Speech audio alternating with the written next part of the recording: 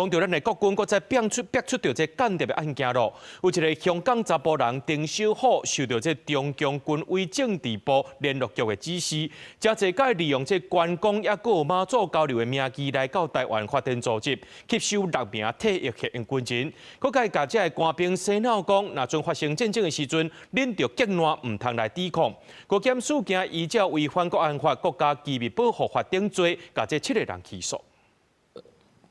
和庙方的人员做伙翕相，伫相片内面穿白色的靴子。这个香港的查甫人丁小虎，伫7天前，以湖南省紫江马祖文化交流协会副会长的身份，到鹿港天后宫去交流。但没想到，伊真侪摆来台湾，后壁的目的是涉嫌伫台湾发展中国间谍组织。根据高检署的调查，丁小虎是受到中国官方的指示，真侪摆借商务活动，也是关公的名义申请来台湾，透过地下汇兑提供1112万的报酬，吸收时的退役军人2个现役军人，下令去探听基本资料，含说服现役军人2方若发生战争，带领部署消极卖抵抗。是本部执行内部清查作业时，发现杨姓少校行止涉疑，立即依国安联防机制通报国安局、统合县指部、调查局等单位共办。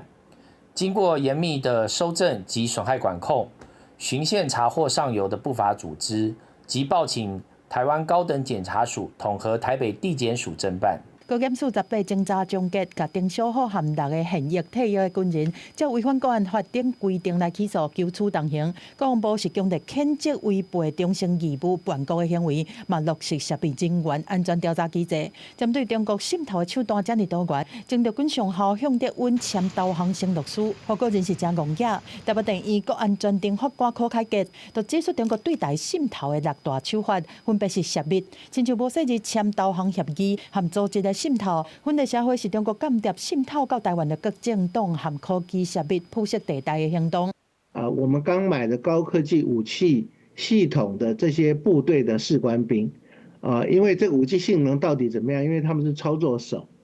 他们非常清楚的啊。如果他们把这个重要的武器装备的所有的参数向外透露，我想中共对这方面也是非常有兴趣的。中国渗透的目标过去是锁定国军的高层，即马毋若是扩大到基层的官兵，一般的民众嘛防锁定。陆委会表示讲，因为中国的渗透防起诉的人数连续几年一直增加，2022年有28个人，2023年来到86个人，去年超过100，有168个人。学者认为讲，应该要加强预防作为，落实全面国防，才会当防止中国的渗透。记者综合报道。